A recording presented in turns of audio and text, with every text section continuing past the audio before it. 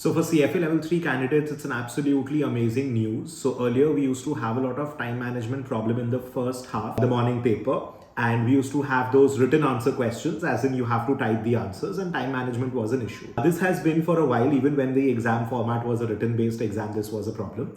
But now the institute has changed the pattern wherein you'll have a mix. So in approximately 45 to 55%, you cannot exactly demarcate like 50 marks and 50 marks.